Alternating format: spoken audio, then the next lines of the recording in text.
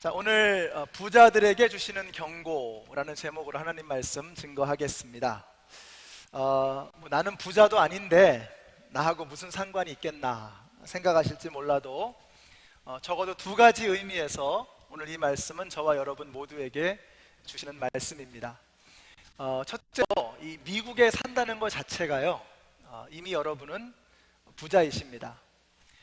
먹을 것이 있고 또 덮고 잘 이불이 있고 나의 그 하룻밤에 이슬을 가려줄 지붕이 있는 사람은 전 세계 상위 20% 내에 드는 부자입니다. 이미 여러분은 부자이십니다. 실제로 그 DC의 홈레스 미니스트리를 이렇게 가보면은요, 우리 홈레스들께서 이렇게 나눠드리는 음식을 이렇게 가려서 드십니다. 난 이건 안 좋아한다고, 건강에 안 좋다고 그러시면서 안 드시는 것도 있고 이제 그러세요. 제가 생각에 미국이 참 부자 나라구나 하는 그런 생각이 들었습니다. 또 한 가지는 이 부자라고 하는 것은 사실 물질의 많고 적음에 있기보다는 물질을 대하는 우리의 태도에 달려 있습니다. 그래서 우리는 이 부자의 경고에 대해서 귀를 기울일 필요가 있습니다. 오늘 1절 말씀 보니까요, 부자들은 들으십시오. 여러분에게 닥쳐올 비참한 일들을 생각하고 울며 부르짖으십시오 라고 했습니다. 부자들은 슬퍼하라는 것입니다. 근데 여러분이 이해가 되세요? 저는 이해가 안 되더라고요. 아니, 이런 말씀이잖아요. 아니, 어떻게 이렇게 돈이 많어? 아이고, 참 안 됐네. 참 불쌍하네. 부담이 크겠어. 그러면서 이렇게 혀를 끌끌 차면서 안타까워하는 이런 말씀이잖아요. 근데 이게 이해가 안 되는 말씀이지만 오늘 이 말씀의 맥락 속에는 주님이 오실 날이 멀지 않았다라고 하는 그 배경 속에서 하시는 말씀입니다. 부자들에게 기대하시는 사역이 있다는 거예요. 하나님의 기대가 있다는 것입니다. 그래서 주님께서 이 땅에 다시 오실 때 우리에게 그것을 물어보실 것이다 라고 하는 이 전제하에서 우리가 여전히 부자로만 남아있다면 그것은 하나님에게 큰 책망의 이유가 될 것이다 라고 하는 경고의 말씀인 것입니다. 그럼 부자가 되는 것 자체가 문제일 수는 없습니다. 왜냐하면 최초의 인간이었던 아담과 하와가 부자였습니다. 모자라는 게 없었습니다. 풍족했습니다. 아브라함도 부자였고 야곱도 요셉도 부자였습니다. 솔로몬과 같은 사람은 어마어마한 인류 역사의 전무후무한 부를 누렸던 그런 사람입니다. 성경은 물질이 악하다고 말하지 않습니다. 오히려 그것이 하나님의 사랑과 은총의 증표가 되었습니다. 저는 여러분도 부자가 되시기를 바랍니다. 넉넉하고 풍요로운 삶을 여러분 누릴 수 있게 되시기를 바랍니다. 그러나 오늘 말씀은 부자들에게 경고를 하고 계십니다. 왜냐하면 이 물질이라고 하는 것은 어떤 중립적인 힘이 아니기 때문에 그렇습니다. 왜 부자들에게 이런 경고의 말씀을 주시는가? 물질이라고 하는 것이 가지고 있는 어떤 특별한 특성 때문에 그렇습니다.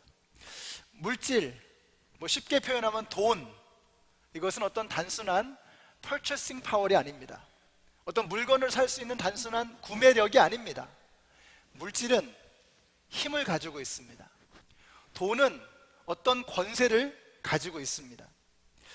그래서 어떤 분이 제가 이렇게 돈을 많이 벌면 주님의 일을 위해서 좀 많이 쓰고 싶습니다, 이런 말씀을 하실 때 한편으로 굉장히 흐뭇하지만 동시에 걱정이 됩니다. 과연 이분이 이 물질이, 돈이 가지고 있는 어떤 영적인 힘에 대해서 이해하고 계실까 하는 염려 때문에 그렇습니다. 이것은 제 말이 아닙니다. 어떤 물질이 영적인 힘을 가지고 있다고 하는 것은 제 말이 아니고 바로 예수님의 말씀입니다. 우리 같이 한번 읽어보실까요? 시작. 아무도 두 주인을 섬기지 못한다. 한쪽을 미워하고 다른 쪽을 사랑하거나 한쪽을 중히 여기고 다른 쪽을 업신 여길 것이다. 너희는 하나님과 재물을 아울러 섬길 수 없다라고 했습니다. 영어 성경에 보니까 No man can serve two masters. You cannot serve God and mammon 이라고 했습니다. 어느 누구도 두 주인을 섬길 수 없다는 것입니다. 하나님과 mammon, 물질의 신이죠, 돈, 하나님과 돈을 동시에 섬길 수 없다는 것입니다. 예수님은 여기서 물질의 신 맘몬과 하나님을 동일 선상에 두었습니다. 둘이가 라이벌입니다. 여러분이 라이벌이 되려면 게임이 돼야 됩니다. 게임이. 근데 이 세상에서는 돈과 하나님이 게임이 된다는 거예요. 우리가 물질을 얼마나 소중하게 여기는지 돈이 우리에게 하나님이 되어져 버렸습니다. 그래서 우리의 삶 속에서 하나님과 돈이 게임이 될 정도로 우리에게 돈이 중요해져 버렸다는 것입니다. 인간 세상에서 돈이 하나님과 유사한 힘을 발휘하고 있다는 말입니다. 재물이 많은 부자가 혹은 재물을 너무나 사모한 나머지 부자가 될 욕심으로 가득 차 있는 사람이 재물에 지배당하기 쉬운 이유가 바로 여기에 있습니다. 여러분, 하나님이 제일 싫어하는 게 우상숭배죠.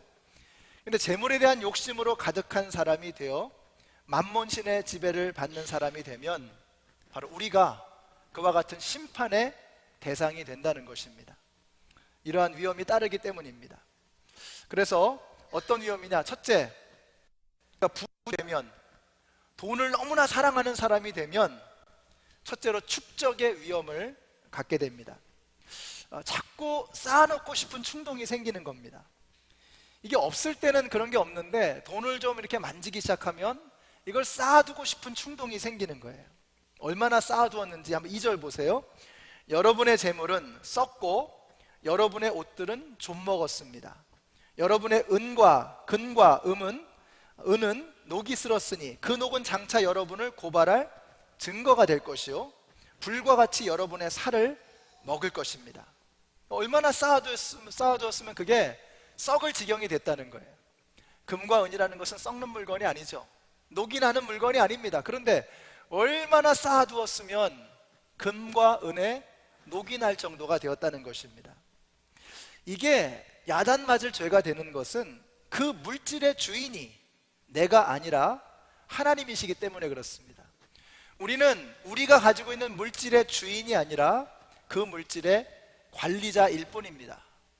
우리가 태어났을 때 여러분 적신이라고 그러죠. 붉은 몸으로 태어납니다.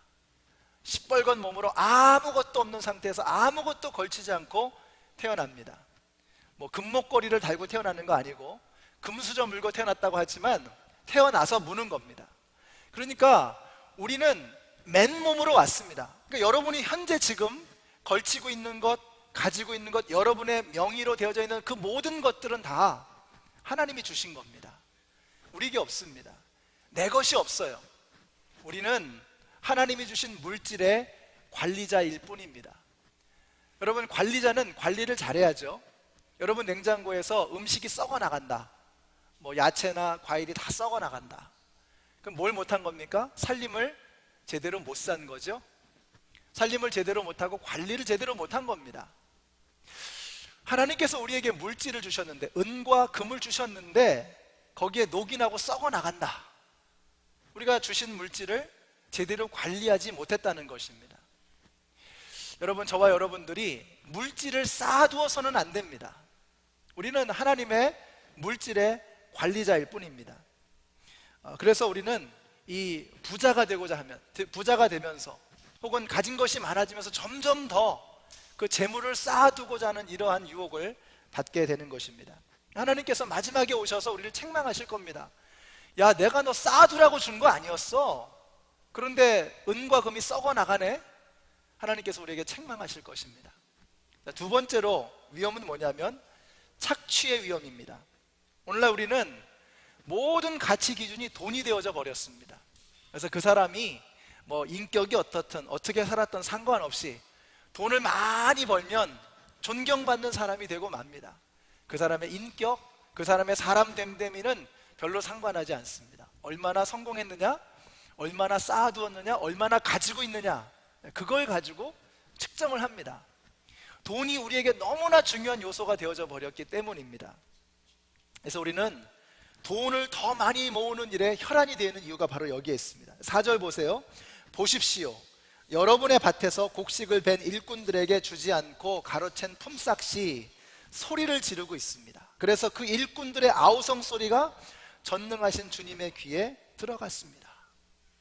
다른 사람을 희생해서라도 내가 물질을 축적하고 더 많은 부를 모으고자 하는 이 유혹이, 이 위험이 우리 부자들에게 있는 것입니다. 그래서 우리는 자신의 욕망을 채우기 위해서라는 수단과 방법을 가리지 않고, 심지어는 사람을 죽이기까지 하면서라도 그 물질을 얻으려고 하는 것입니다. 자, 세 번째로 우리가 재물에 사로잡히면 사치의 위험에 빠지게 됩니다. 5절 보세요. 여러분은 이 땅 위에서 사치와 쾌락을 누렸으며 살육의 날에 마음을 살찌게 하였습니다. 사치. 사치가 뭐냐? 여러분, 보통 이 물건은 비쌀수록 품질이 좋죠. 그런데 어느 한계에 가면은요, 이젠 더 이상 품질이 좋아지는 게 아닙니다. 이름값을 하는 거예요. 이름값을. 그걸 명품이라고 부르나요? 굉장히 쓸만한 물건이 있고 그거보다 훨씬 더 많은 값을 지불해야만 하는 사치품이 있습니다. 하나님은 우리가 사치하기를 원치 않으시는 거예요. 저는 교회에서 싸구려 물건 사는 거 별로 찬성하지 않습니다. 돈을 좀 줘도 다음 세대까지 두고두고 계속해서 쓸 수 있는 것이 훨씬 더 좋습니다. 그렇지만 교회에서 사치품을 살 필요는 없지요. 바로 사치품과 필요한 물건 사이에 그 차이가 있는 것입니다. 그래서 우리가 돈이 많아지다 보면은요, 점점 더 이 사치 쪽으로 가게 되는 것 같아요. 하나님께서 우리에게 쾌락을 주셨습니다. 즐기라는 거죠. 하나님, 우리가 기쁘게 살아가기를 원하세요. 그래서 가족들이 모여서 맛있는 음식을 먹고 뭐 영화도 보고 또 베케이션도 가고 여행하는 것, 귀한 것입니다. 하나님께서 그거 좋아하십니다. 그러나 내가 쾌락 자체가 목적이 되는 것, 그래서 맛있는 것을 찾아다니면서 내 인생을 낭비하고 그것이 내 인생의 목표가 되어져 있는, 또 좋은 거 구경하러 다니는 게 내 인생의 목표가 되어져 있는 것은, 그거는 하나님이 원하시는 바가 아닙니다. 그건 사치입니다. 그것은, 그렇게 쾌락을 추구하는 것은 오히려 죄가 되는 것입니다. 이처럼 여러분, 돈에는 파워가 있습니다. 그래서 돈을 가지면 가질수록 점점 더 돈에 의해서 지배당할 가능성이 높아집니다. 하나님께서 우리에게 물질을 주셨고 그 물질을 사용하기를 원하십니다. 그러나 우리가 이 물질에 대해서 경계심을 늦추지 말아야 합니다. 단순히 돈은 purchasing power이 아닙니다. 구매력이 아닙니다. 중립적인 힘이 아닙니다. 영적인 파워를 가지고 있어요. 그래서 우리가 깨어있지 않으면 언젠가는 반드시 그 물질의 노예가 되고 마는 것입니다. 그럼 우리가 어떻게 그 돈의 노예, 만몬신의 노예가 되는 것으로부터 자유할 수 있느냐 하는 것을 한번 살펴보기를 원합니다. 오늘 성경 구절 2개를 좀 보겠는데요. 먼저 첫 번째로 신약 성경의 첫 번째 책을 보겠습니다. 마태복음 6장을 한번 보실까요? 한번 펼쳐보시기 바랍니다. 마태복음 6장. 자, 마태복음 6장을 한번 펴보세요. 우리가 재물의 노예가 되지 않기 위해서 해야 되는 것이 뭐냐? 첫째로 염려의 문제를 해결해야 됩니다. 한번 25절 보세요. 그러므로 내가 너희에게 말한다. 목숨을 부지하려고 무엇을 먹을까 또는 무엇을 마실까 걱정하지 말고 몸을 감싸려고 무엇을 입을까 걱정하지 말아라. 목숨이 음식보다 소중하지 아니하냐? 몸이 옷보다 소중하지 아니하냐? 공중의 새를 보아라. 씨를 뿌리지도 않고 거두지도 않고 곳간에 모아들이지도 않으나 너희의 하늘 아버지께서 그것들을 먹이신다. 너희는 새보다 귀하지 아니하냐? 너희 가운데서 누가 걱정을 해서 자기 수명을 한순간인들 늘릴 수 있겠느냐? 어찌하여 너희는 옷 걱정을 하느냐? 들의 백합화가 어떻게 자라는가 살펴보아라.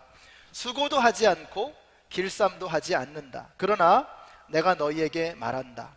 온갖 영화로 차려입은 솔로몬도 이 꽃 하나와 같이 잘 입지는 못하였다. 오늘 있다가 내일 아궁이에 들어갈 들풀도 하나님께서 이와 같이 입히시거든 하물며 너희들을 입히지 않으시겠느냐? 믿음이 적은 사람들아, 그러므로 무엇을 먹을까, 무엇을 마실까, 무엇을 입을까 걱정하지 말아라. 이 모든 것은 모두 이방 사람들이 구하는 것이요 너희의 하늘 아버지께서는 이 모든 것이 너희에게 필요하다는 것을 아신다. 우리 한번 같이 읽어보실까요? 시작. 너희는 먼저 하나님의 나라와 하나님의 의를 구하라. 그리하면 이 모든 것을 너희에게 더하여 주실 것이다. 그러므로 내일 일을 걱정하지 말아라. 내일 걱정은 내일이 맡아서 할 것이다. 한날의 괴로움은 그날에 겪는 것으로 족하다. 이렇게 말씀하고 있습니다. 여러분, 무슨 말입니까? 하나님이 우리의 아버지이십니다. 하나님께서 우리를 얼마나 사랑하시는지 당신의 전부라고 할 수 있는 독생자 외아들 예수 그리스도를 우리를 위해서 주셨습니다. 그러니까 걱정하지 말라는 거예요. 염려하지 말라는 거예요. 뭘 입을까? 뭘 먹을까? 그런 것들에 의해 사로잡히지 말라는 거예요. 너희는 먼저 그의 나라와 그의 의를 구하라. 그리하면 이 모든 것을 내가 너에게 더해줄 것이다 라고 말씀하시는 거예요. 무슨 말씀입니까? 하나님께서는 이미 저와 여러분을 위해서 다 주셨다는 거예요. 이제 너도 나에게 전부를 줄 수 있겠니? 라고 물어보시는 거예요. 너의 재능을 기부하는 거 말고, 그냥 때때로 잠깐씩 나하고 시간 내는 거 말고 너의 전 존재를 나에게 줄 수 있겠니? 왜냐하면 하나님께서는 이미 우리를 위해서 자신의 모든 것을 부어주셨기 때문입니다. 우리가 속지 말아야 합니다. 마귀에게 속는 겁니다. 걱정하고 염려하고. 우리는 우리의 뜻대로 안 되면, 우리의 계획대로 안 되면, 내가 생각한 대로 안 되면 그때부터 걱정하기 시작합니다. 염려하기 시작합니다. 우리 하나님께서 말씀하십니다. 그 모든 걱정이 다 쓸모없는 것이라고 말씀하고 있습니다. 여러분, 우리가 왜 물질의 노예가 됩니까? 왜 만몬신의 노예처럼 코가 뚫려가지고 이렇게 질질 끌려다닙니까? 노예처럼, 짐승처럼. 이유가 무엇입니까? 걱정하는 거예요. 염려하는 거예요. 주님 말씀하십니다. 너희가 염려함으로 생명을 단 1초라도 연장할 수 있느냐? 너희가 염려함으로 이 키를 한 자라도 크게 할 수 있느냐? 주님께서 말씀하고 계십니다.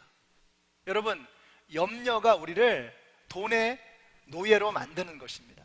우리의 삶을 한번 돌아보세요. 여러분, 우리가 염려했기 때문에 여기까지 온 게 아니죠. 염려해서 조금이라도 좋아진 게 있습니까? 오히려 걱정 없이 담대하게 살아갈 때 하나님께서 부어주시는 축복이 있는 거예요. 오늘 여기 계신 모든 성도님들이 염려를 버리시고 우리를 위해서 모든 것을 주신, 당신의 외아들을 주신 사랑의 하나님, 그 하나님이 믿어지심으로 염려를 버리시고 돈의 노예됨으로부터 자유하시는 우리 모두가 되시기를 예수님의 이름으로 축원합니다. 우리 주님께서 말씀하셨습니다. 너희 모든 염려를 다 주께 맡겨버리라. 이는 그가 너희를 권고하심이라. Cast all your anxiety because he cares for you. 너의 모든 걱정들, anxiety를 다 던져버리라는 거예요. 왜냐하면 because he cares for you. 하나님이 우리 한 사람 한 사람을 케어하신다는 거예요. 돌보신다는 거예요. 그러니 이제 우리는 더 이상 염려해서는 안 되는 것입니다. 염려는 아버지가 없는 사람이 하는 겁니다. 여러분, 하늘 아버지가 우리의 아버지 되심을 믿으시기 바랍니다. 이게 믿어진다면 걱정할 일이 없는 거예요. 염려할 것이 없는 것입니다. 여러분, 방금 이 말씀, 너희 모든 염려를 다 주께 맡겨버리라, 이 말씀은 누가 한 말이에요? 베드로가 한 말입니다. 베드로가 왜 이 말을 했을까요? 그가 염려했었기 때문입니다. 물 위를 걸을 때 염려했습니다. 빠지면 어떡하나. 그리고 여종, 계집종이 와서 당신이 예수와 함께 있었던 자가 아니오 했을 때 그는 걱정했습니다. 왜냐하면 잡혀서 내 인생 여기서 끝나는 거 아닐까. 그는 걱정하고 염려했습니다.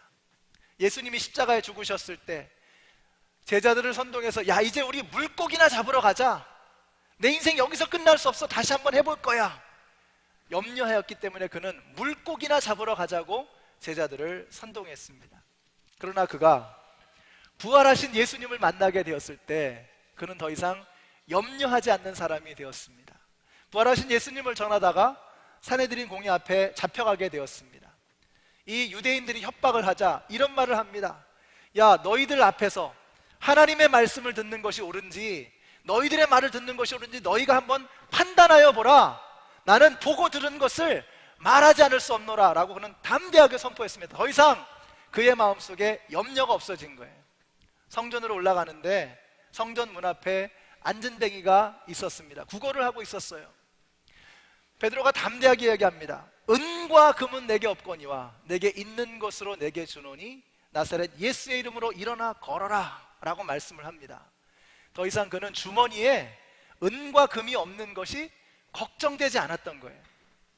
저는 여러분들이 이 하나님을 바라보심으로 하나님이 아버지 되시고 그분이 나를 위해서 죽게 하실 만큼 아들을 보내주실 만큼 그렇게 사랑하시는 하나님이시라고 하는 걸 믿어지심으로 말미암아서 더 이상 물질로 인해서, 아니 그뿐만이 아니라 건강으로 인해서, 우리의 조건으로 인해서 염려하지 않으시는 저와 여러분이 되시기를 예수님의 이름으로 축원합니다. 속지 마십시오. 마귀에게 속지 마십시오. 우리 한번 옆에 있는 분들에게 이렇게 말씀해 주세요. 우리 염려하지 맙시다. 우리 마귀에게 속지 맙시다. 당신의 아버지가 하나님이십니다.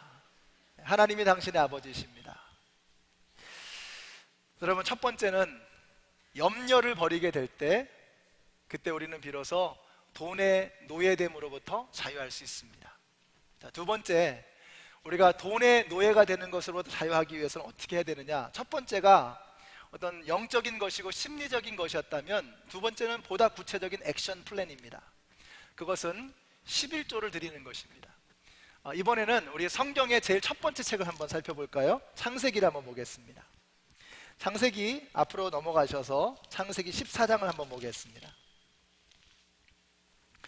자, 창세기 14장을 보시면, 자, 11조인데 이 11조는요 단순한 돈의 이야기가 아닙니다. 어떤 분은 뭐 11조를 했더니 하나님께서 그 이상으로 주더라.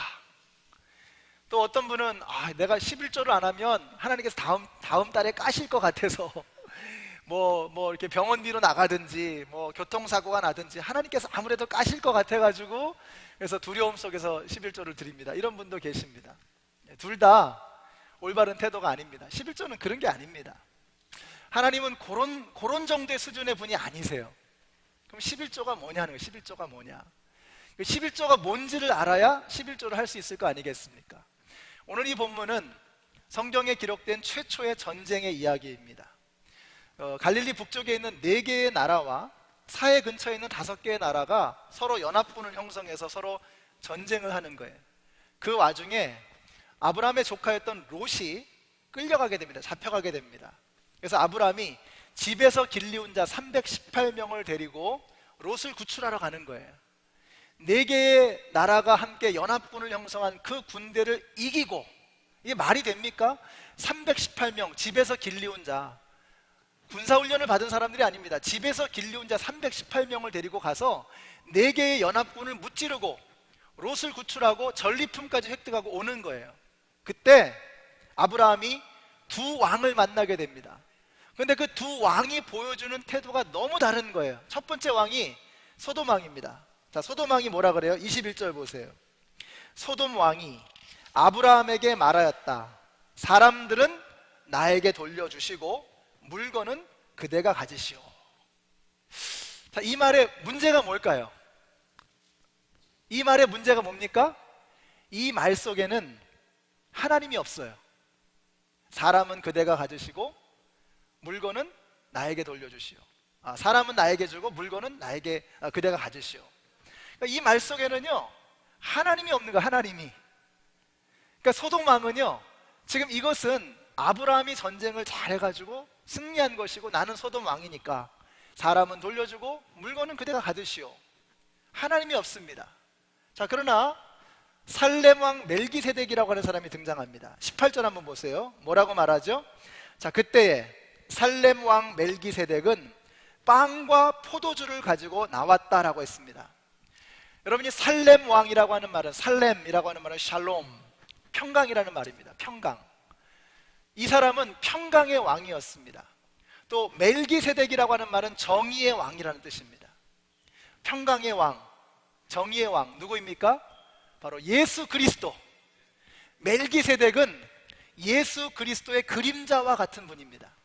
예수 그리스도를 예표하는 사람입니다. 이 사람이 뭘 들고 왔다 그래요? 빵과 포도주를 들고 왔다는 거예요.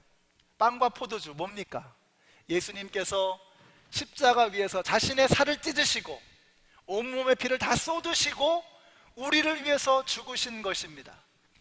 죄인된 우리를 위해서 죽으심으로 그분의 의가 우리에게 와서 우리가 의로운 사람이 되었고 비로소 우리는 하나님과 평강을 이루는 관계가 되는 거예요. 예수 그리스도로 말미암아서 의의 문제, 평강의 문제가 해결이 되는 것입니다. 자, 그 멜기세덱 앞에 멜기세덱이 뭐라고 말을 하는 거예요? 아브라함에게 이 말을 합니다. 천지의 주제, 가장 높으신 하나님, 아브라함에게 복을 내려 주십시오. 아브라함은 들으시오. 그대는 원수들을 그대의 손에 넘겨주신 가장 높으신 하나님을 찬양하시오. 무슨 말입니까, 여러분? 지금 사람들이요, 전부 다 아브라함을 향해서 칭송을 하는 거예요. 야, 아브라함 대단하다. 아브라함이 우리를 살렸다 구했다 하면서 아브라함을 바라보며 아브라함을 칭송하는 겁니다.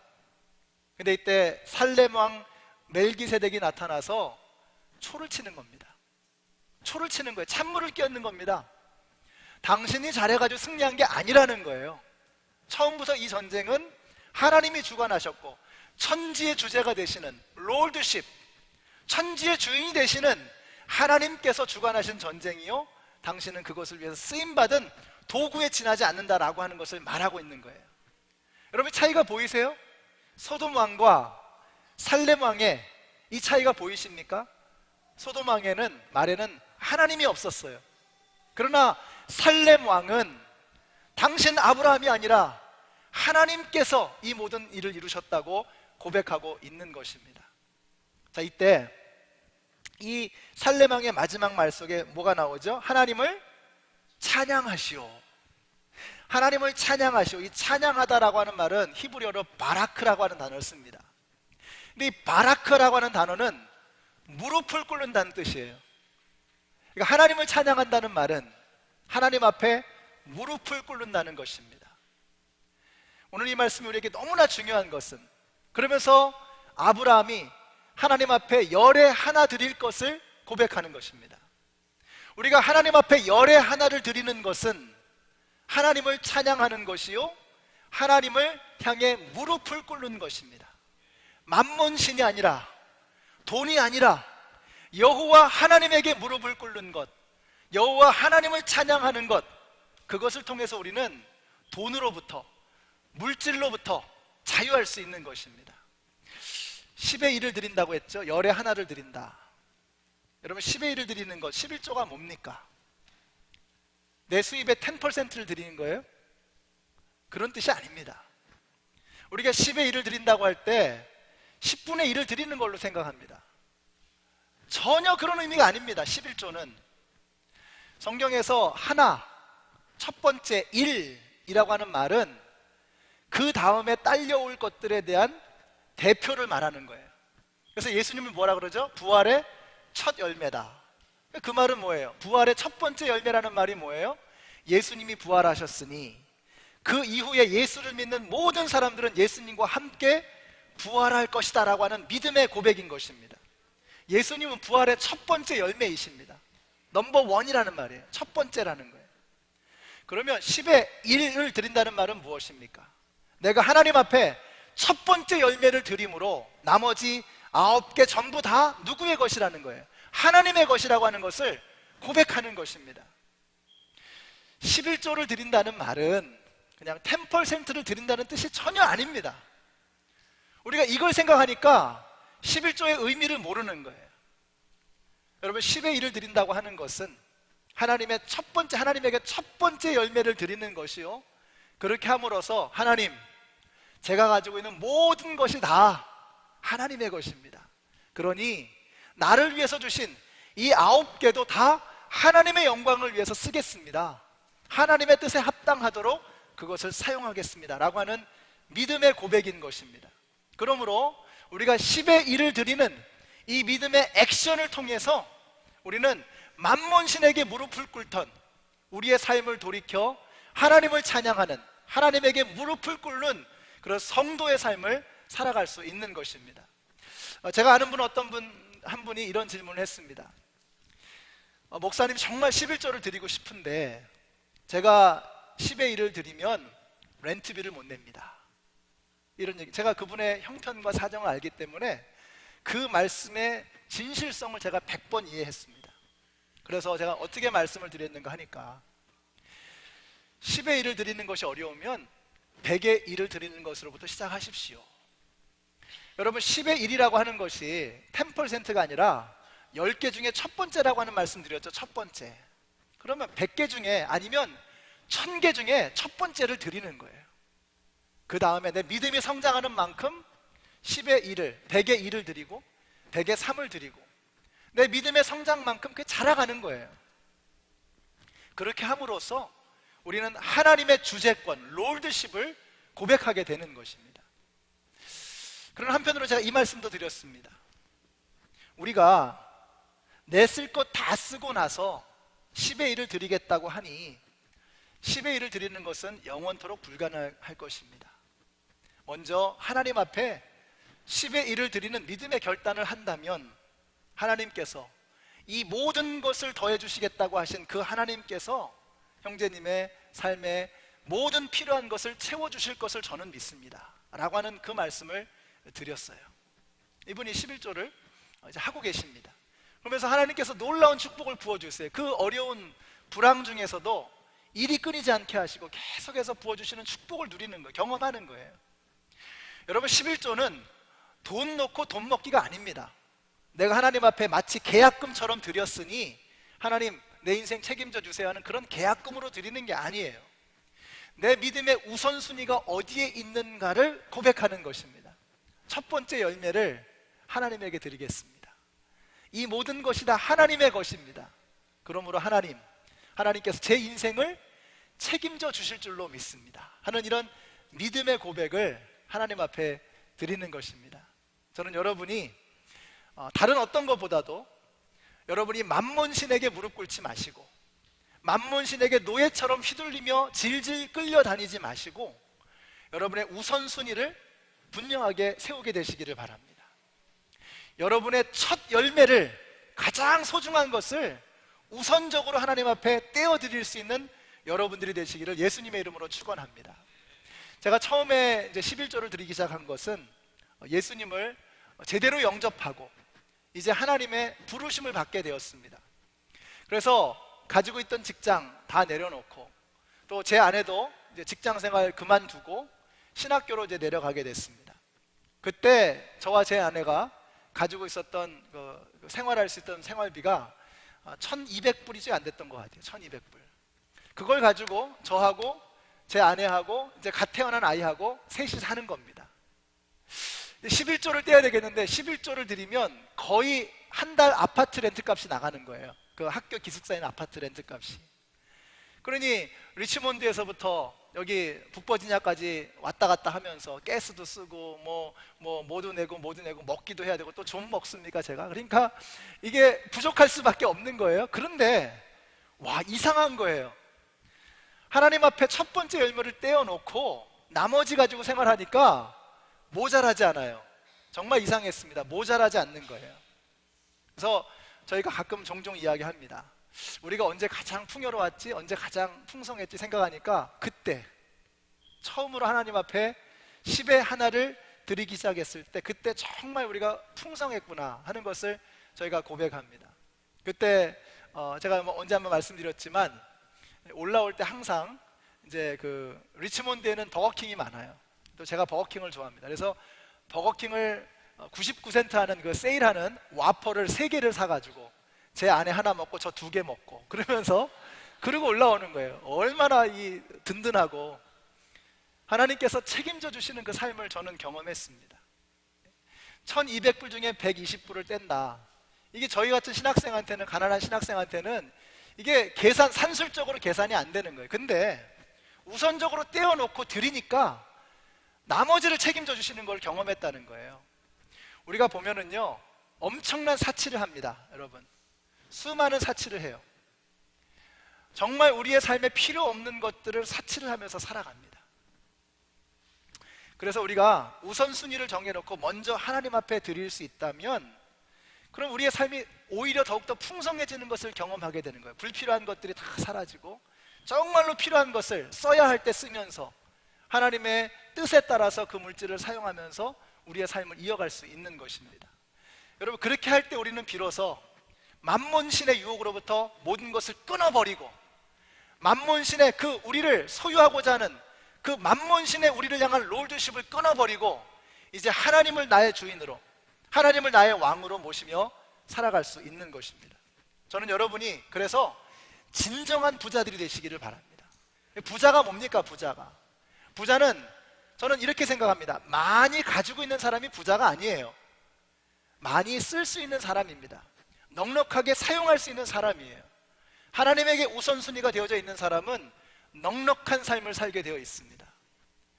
써야 할 때 쓸 수 있습니다. 이게 부자예요. 내 자신의 생활 하나 유지하고 지탱하기 위해서 바둥바둥하면서 정말 써야 할 때 쓰지 못하는 이 사람은 가난뱅이입니다. 여러분들이 진정한 의미의 부자가 되시기를 바랍니다.